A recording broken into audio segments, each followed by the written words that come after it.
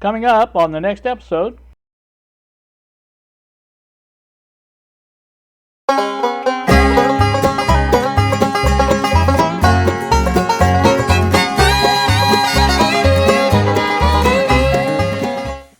Good Wednesday evening to you all, YouTube. It is 6:30 in the evening, p.m. That is. What I got here on the bench today, and this will be part of my Friday video.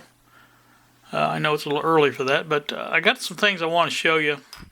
And I want to show this for Bill for one thing. Now this is a good example of what I'm talking about with the fill on these plastic prints. I think you can see there, Bill, that these holes, these are the holes I'm talking about. There, that's the actual fill or width of it or whatever. And you can see very clearly these holes, you know, that's how this works. You see there's basically struts that go back and forth to hold the shape of the object. And that's what we mean by infill. That's 20% infill right there. And again, you can see that is not going to be, if you screw in there, it's not going to be much holding it. It's just not going to do much. So again, it looks solid on this side, obviously, but that's you know, the finished side. This is a print that stopped printing for one reason or another. It happens sometimes. But there, that's a good example, a cross view of what that actually looks like and how much it actually is printing. And you get, again, you can press on that. It looks and feels solid, but as you can see, it's not. And so, like I said, that's how that works. And there's a good example. That's why I'd rather not have you screw screws into this one. The later one that we do will have 70% infill, and it will hold screw pretty good. So there you go on that. Items in the mail the other day came in. The one order I ordered for Invertex, and I think it was Invertex out of Texas. This is one of the items I got. I don't have a good pair of long nose, needle nose pliers, and I kind of like the looks of those, and they weren't that expensive, so I went ahead and bought a pair of those. And so that's one thing. Now the other item is the Neutral control cleaner. This is, I guess, what Shango 066 uses and swears by. I didn't get a very big one, but this is actually bigger than I think my Deoxit can was. I don't know, maybe they're about similar size, I don't know. But anyway, I thought I'd give this a try. Like I say, I went ahead and got the smaller can. They had a larger size. Of course, you pay less for the larger size if you go ahead and pay for it, but I thought this was worth a try and see what it does and how well it works, so we'll go with that. Now, the other thing on the order that came in also are these Fillmore 4-inch replacement speakers, model TS40, as I said before, and as you can see, they are 4-inch. They are 8 ohm 5 watt rated, and you can see by the magnet size, they are a little bit bigger than the biggest ones I have there. Not by much, but a little bit bigger. I still think even in Bill's situation it would have worked, but again, you know, it's up to him. It's his radio. He can do what he wants. But again, like I say, that's what they look like. I'm not going to get them out of the carton. You can see very clearly, and we've seen enough speakers here lately to get us by on that. So there's that. That's the items that came in the other day. Now today I got an item in the mail. Sometime, I don't really know how long, it's a week, maybe 2 weeks. Rick over at All American 5 Radio channel, Rick McWhorter, he bought I think at a flea market or Hamfest or something of that sort, a transistor radio. It was a Magnavox. I think the model number was AM70, I think is the 2AM70, I think is what it was. But I went on eBay. They do have them on there, and I think the cheapest one was in the $50 range, and I'm just guessing. But so I got to do a little searching and things like that. The reason I was interested in it because it uses a round, or it did from the factory, I should say, a round 9-volt battery. Now these were around when I was young. Well, younger. I wasn't really completely young because I think this radio is from 62 or 3, somewhere around in there. But yeah, they were in use then, but they stopped making them, I guess, after the radios got so old or whatever, that they weren't selling any of them, obviously. And most of the radio manufacturers switched to this type of battery, or well, not this specific one, but I mean this shape battery, this 9-volt with the clips on it, things like that. So that's where the way the world went, and kind of left the people owning these radios in the dust for a solution to power their radios. Now, let me get the radio over here and we'll take a look at it. This one's, I bought 2 of these. This one's not the best one. This is the I call the ratty one. I'm telling Bob that's what I've been calling it. It obviously has a broken case. Now, normally this case would be, attached here, and then you would unclip it like that, and that's how you get the radio out. It comes out this way.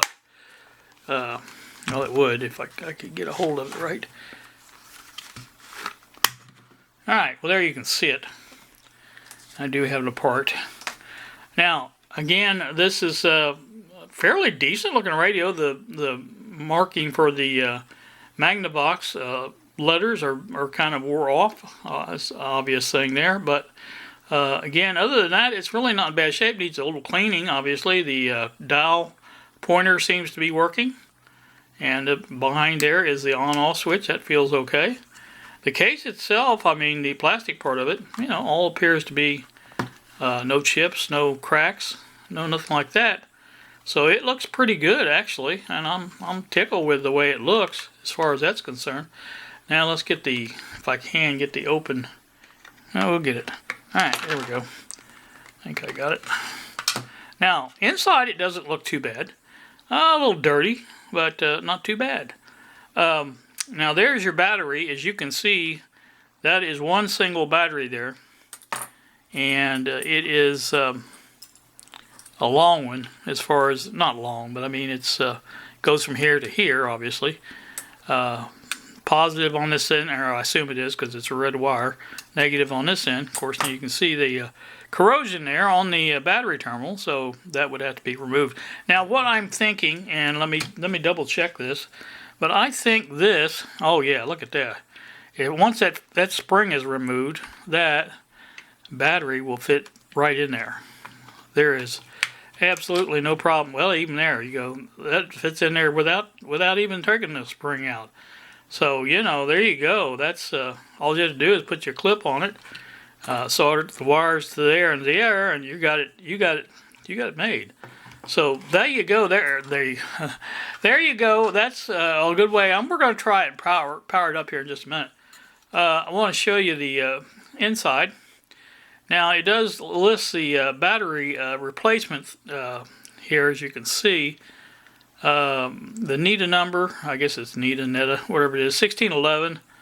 Eveready is listed, 206, E128, Mallory, and then the Mercury battery also. So those are the original batteries. You can see the model number of this is a 2AM80. Now this is not the 2AM70 that Rick has, but the next upgrade up, or whatever you want to call it. Now, I like the looks of Rick's better, obviously, but still, I think for the purpose at hand, I was curious. I asked Rick if he could, fit one of these in there, and he said no. Now, maybe he didn't try it, actually. I don't know. But as you can see, it does fit, and it doesn't, it's not that hard to fit in, really. It fits in there really just as pretty as you please, so you can still even get the top on or the back on. You can see that's down all the way, so that will work good. All I have to do is, like I say, add a clip to it, and that will work good. So happy about that. Let's try and hook up this thing and just see what it does as far as working or not on the negative terminal of the battery. So let's try it and see. Oh yeah, there you go. See if we can pick up anything.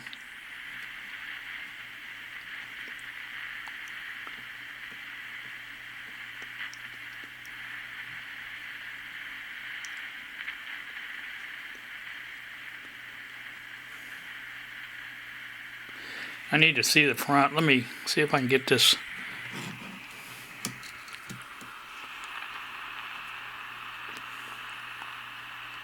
I think I'm on the low end of the band. Right in here should be the local station.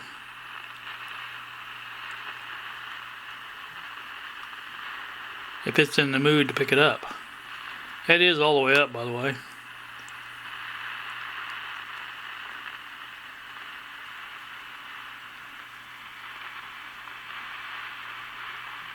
I'm gonna have to say no. Nope. There's something there. I just can't get it out of there. So maybe during the, now I know our local station is stronger during the day, so maybe that might be an idea to come in here during the day and try to see if it works. It's obviously working, at least the audio, and I think the tuning is too, because you can hear it change.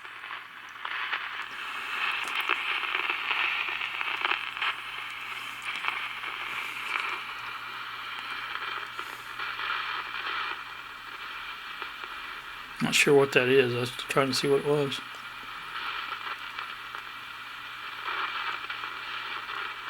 Almost act like the tuning's dirty.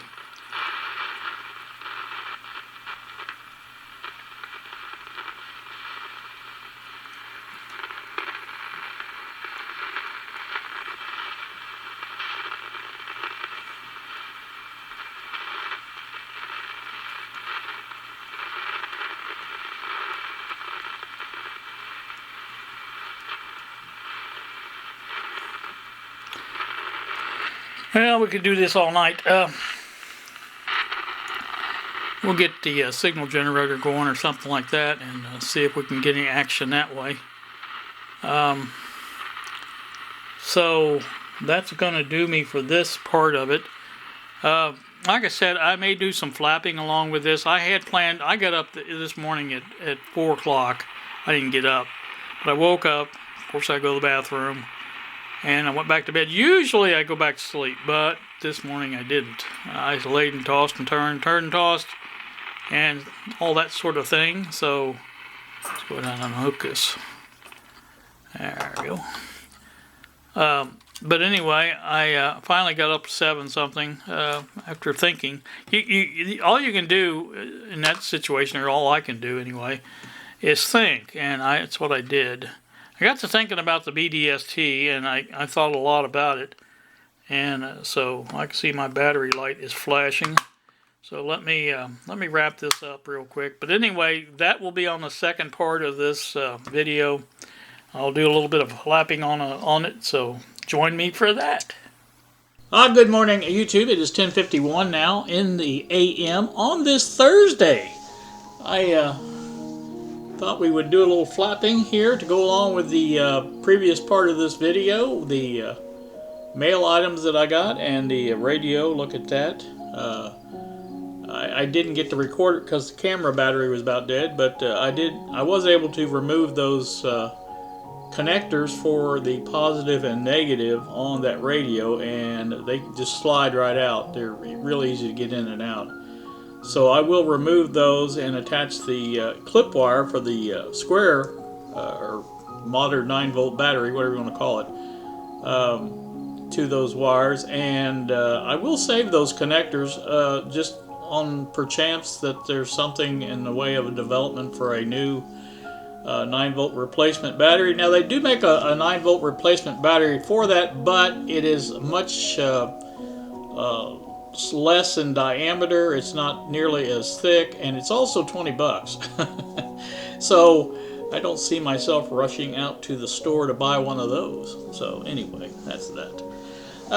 What mainly I'm talking about this morning, you're going to be watching, I think, and I'm not really sure, but I did download some stuff to watch some free video content, background type stuff while you're talking, basically. Flapping video. For this flapping video, or flapping part of the video, I don't know how well it'll work. We'll try it and see. I don't know. We'll see. You know, you try different things, and you know, you hope they work, and sometimes they do, sometimes they don't. So that's all you can do about that. Also, I had a little problem. You know, you would think that one of the easiest things you could do in a computer is record audio. But, you know, not all computers do that with ease. This one, I'm using Audacity is what I'm using for this. Now, the first time I tried it, it didn't work because I had used the Audacity installed from Snap.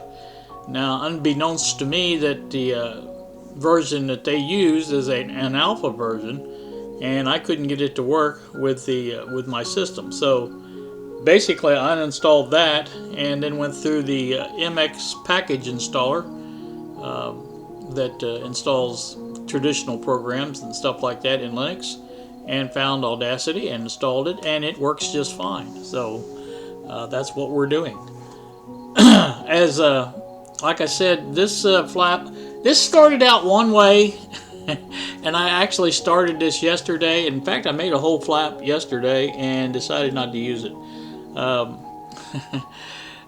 This occurred because primarily yesterday I got up at woke up at 4 in the morning and could not get back to sleep. Now, some of you, I'm sure of advanced ages, have the problems like that. Once in a while you don't sleep, but I tend to catch up. Now, this morning or last night I slept well, and you know, like I say, I catch up, and that's what I do, and that's just the way it works. But I guess if you had constant sleepless nights, then that would be something to worry about. But once in a while, it doesn't bother you that much. So go on about your business.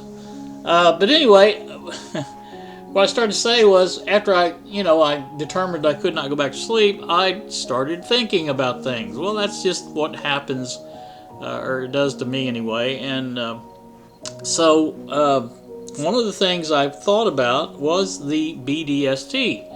Now, there's many things I thought about having to do with it, and one of the things was the problem that Bob is experiencing with the lack of volume and the instant turn-on feature, which should be, I would think, something in solid-state equipment. But anyway, I got to thinking about possibilities there on why it wouldn't, the volume couldn't be regulated better and things like that. And I talked to him yesterday morning after I did that, and we discussed it at length and decided that perhaps the volume control was the answer to that. He used a 500K volume control originally for that design, and he has since switched to a 100K. And he, while we were talking, got busy on Amazon and ordered some of those and is sending those to me, and I will be sending those out to the beta testers. And we're trying to get everyone on the same page for our testing here and stuff like that, so that we can get on with this project, basically. One of our new beta testers has a problem with his unit, and the one I just sent out, and he is sending that back to us, and in fact he sent it to Bob, not me. But as soon as Bob gets that fixed, he's going to install the new volume control in there and send that back to him. But like I said, just more than likely just a either a failed component or bad solder joint. It could be anything, that type of deal, or what, on stuff like that. So really not going to talk about that too much more. I just like I said, that was just one of the topics that I happened to be thinking about. The other one has to do with the workshop and my lack of progress thereof. I pretty much have decided, and this has happened since I couldn't sleep and thought about it so much, but I've just come up with a solution to the problem, whereas probably what I'm going to do is take a break from YouTube. I think my problem is, you know, when I have other things to do that are more interesting to do, I tend to do those things, and I basically ignore things I should be doing and in favor of those. And I have got so much in this house right now that needs to be done, not only in the workshop but other places as well, that I really need to take a break and just basically make myself do them, for lack of a better term, I guess. But you know, guys, self-discipline or whatever you want to call it, you just need to do that once in a while and get things done, and it just needs to happen. I traditionally, again, I do what I want, and that works sometimes. But when there's some things that need to be done and have to be done, you have to do them, and that's the way I feel about that. So I think the only way of doing that for me is going to be taking a break from YouTube, because as you guys know, I've been posting videos Monday, Wednesday, and Friday. Now, most of the time, and normally, if I don't have something serious to do, that schedule works fine with me. I have, you know, a lot of times I'll take and have, you know, if I have free time, I'll go ahead and make a video or whatever, and then I'll may schedule it for a later date and things like that. But as of late, that's been catching up, and I guess you guys noticed it. But the last few videos, I've made them pretty close to the marks that they're at. It's like this is Thursday, and this video will be posted tomorrow. So getting kind of close on stuff like that, and I don't like doing that because it puts pressure on me to get things done, and I don't like being under pressure because it feels like a job to me. And when things feel like a job to me, I tend not to do them. I am retired, and if it's a job to me to do something, then I'm not going to do it. So that being said, I think the best course of action for me is to take a break from YouTube. So this may be the last video you see, and then again, you know, I may have a good weekend and get a lot done. I don't know. If I do, I do. If I don't, I don't. But like I said, as of right this moment, 11 a.m. on Thursday morning, I am going to be, after this video, stopping YouTube for a bit. I don't know how long this will last. It just will last until I get to a point on the progress that I'm making here in the shop and in my house in general. You know, that I feel like continuing, and that's just the way that works. So nothing to worry about. There's nothing health-wise like that. It's just again something I need to do and get some things done. Now, I will carry on with things I'm working on as far as things I have going on, like Bill's plastic speaker bracket. Now, I've got that. It's sitting out on the front porch right now, waiting for the USPS to pick it up, and it will be on its way to his location. So, secret location in Connecticut.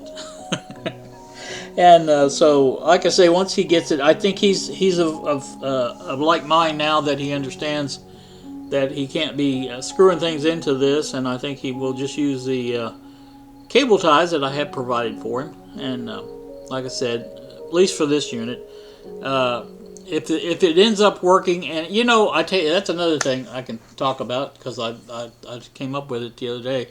I got to looking on. Now, I know from printing how much it takes, how much heat it takes to melt the plastic to where it will extrude through the print nozzle, and that takes roughly 190 degrees Celsius. Now, that makes it basically a liquefied plastic is what that does, and so that you can basically push against it and it will push out that nozzle, and that's how that works. Now, the as far as the melting temperature of the plastic itself, it will melt. I shouldn't say melt, but it will begin to disform, whatever you want to call it, at lower temperatures than that, because it's, you know, especially if it's under pressure, like has something sitting on it, like the transformer or something like that. So the best I can come up with was around 150 degrees Fahrenheit, I believe, is when it starts. In other words, if you put this thing in an oven at 150 degrees, it will slowly start to deform, and it doesn't instantly melt like it would with a printer, but it does start to deform. So that, given that fact, I never really thought about that when I did that. I just used the temperatures that I knew the printer worked with. And so we're going to have to wait and see on that. I think, given Bill's assessment of how warm it gets in there, it may be too warm for that plastic. So we will see. This is what this test is all about. Again, that's why I wanted to use the cable ties, is because, you cut those and they're out of there and you're back to being, wherever you were at before. So there's no harm done. Excuse me. What I'm hoping for is the fact that it will work, and if there's a sufficient airflow in there to keep it cool enough, it probably will work. But if the whole inside of that radio cabinet gets to be 150 degrees or whatever, we may have a problem. I don't know. We'll see. But like I said, that's why you do these things. Test them to find out if it works or not. Same way with our BDST, we're doing testing on it, and we need to know what its limits are and what its capabilities are and things of that nature. For one thing, if nothing else, you need to have some kind of fact sheet you can point to when you promote it to sell it. Say it's capable of doing this, that, or whatever. And if you don't know those limits, well, you can't very well be honest about that. So, anywho, that's that again. So, but anyway, the gist of this this long conversation that I'm having is the fact that I probably won't be around on YouTube for a while, and I don't think that'll hurt anything, because you get a sense of your videos getting to be the same old, and I know Bill goes through this a lot because he does a lot of flapping, but you get a feeling for how people are perceiving your videos from the comments and things like that. I mean, when they start making the same comments over and over and over again, you kind of figure, maybe you need a change, and that's exactly the way I feel about it. Overall, I'm pleased with what I'm doing as far as what I'm doing, but obviously you guys are not pleased with watching me do it all the time. I guess is a good way of saying it. So, again, I'm gonna get some reflection on that, and again, do some things that I need to do. If nothing else, it will give me something to make a video about. Something different, that I've gotten some things done. So, guess that's about it. Like I said, I don't want to belabor the fact that I'm basically telling you I won't be around. So, again, nothing else going on that I know of. Weather is starting to change. Obviously, it's a rainy day. I had to put Bill's package in a plastic bag out there on the porch so that it wouldn't get wet. Now, normally, just if there's no wind blowing and it rains, that porch where it's sitting doesn't really get wet. It may get a little damp, but it doesn't really have rain pouring on it or something like that. But there is an overhang on the front, so anyway, it is in a plastic bag in case it does. Now, if this holds up like normal, should hold up, the package probably won't be picked up until maybe 2 o'clock. That's 11, a little after 11 now, so that may be the case. I don't know. We'll see. But one of the options that you had when you do the click and ship is to what time do you want the package picked up. Now, the two options they give you is A, you can have it picked up as the regular mail carrier makes his rounds and is at the mailbox, and he will pick it up. That option is free. Now, you can also select a special time, anytime the post office is open that day, to have it picked up, and that option is $20. So you can imagine which one I used. So I don't mind if it sits out there on the front porch as long as it's not getting wet again and it's in a plastic bag. So If it wants to sit there all day, and if the mail doesn't run till 5 o'clock, that's fine with me. It'll be fine. It's still there as long as the cat doesn't drag it off. And I only said that because I saw animal control next door. Now, like I said, the neighbor has a cat, and he did carry something out in a carrier, and I don't know what it was, but I haven't. I thought I did see her cat out today. Maybe I didn't. I don't know. We'll see. I'm sure I'll hear about it one way or the other. Anyway, that's going to be doing me for this little Friday flap edition. And again, I hope you guys enjoy it. So until we meet again, as they say, this will probably do it. You guys have a pleasant day. Thank you so much for watching, and we'll see ya.